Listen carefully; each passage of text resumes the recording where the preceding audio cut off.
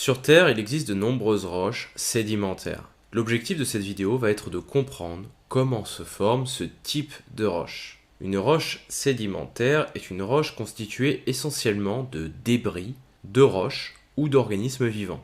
Au niveau des continents, les roches subissent une érosion permanente par le vent, l'eau, qu'elle soit liquide ou sous forme de glace, par le gel, etc.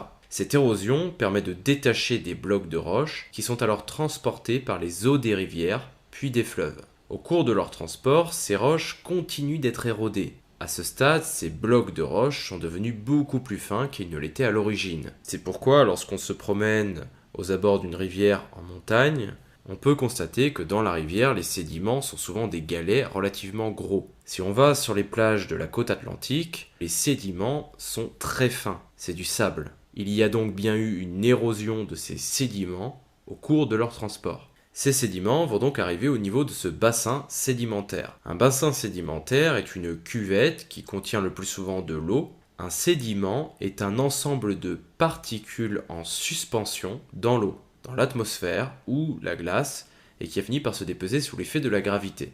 Dans notre cas, les sédiments, ces particules en suspension dans l'eau, qui peuvent se déposer dans les fonds marins, sont des débris de roches. Mais parfois, il peut simplement s'agir de débris d'animaux, comme par exemple des fragments de coquilles de moules ou d'huîtres. Par la suite, ces sédiments vont subir la diagénèse, un processus qui va permettre de les transformer progressivement en roches sédimentaires. Ce processus peut prendre plusieurs millions d'années. Sur ce schéma, on peut voir qu'il y a un certain nombre de sédiments. Il y a des blocs de roches et une coquille d'êtres vivants. Ici, il s'agit d'une ammonite. Ces sédiments vont alors subir une compaction, puis l'eau va progressivement partir. Il va y avoir une déshydratation.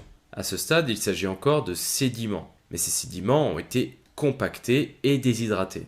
Ils vont alors subir une cimentation, c'est-à-dire qu'il va y avoir un ciment qui va se positionner entre chaque grain. C'est cela qui va permettre de former la roche sédimentaire. Aujourd'hui, il existe de nombreuses roches sédimentaires sur Terre, comme la fameuse colline d'Étretat, qui est constituée de restes de coccolithophoridés. Ces petits organismes qui vivaient au Crétacé, dernière période de l'ère des dinosaures, ont laissé des petites coquilles qui sont les sédiments qui ont permis de créer cette roche. Cette roche est appelée la craie, la même craie qu'on peut utiliser sur nos tableaux. Bien évidemment, ce processus de diagenèse qui permet de créer des roches sédimentaires existe toujours aujourd'hui. Cela veut dire qu'aujourd'hui, il y a encore des roches sédimentaires en cours de formation dans nos océans.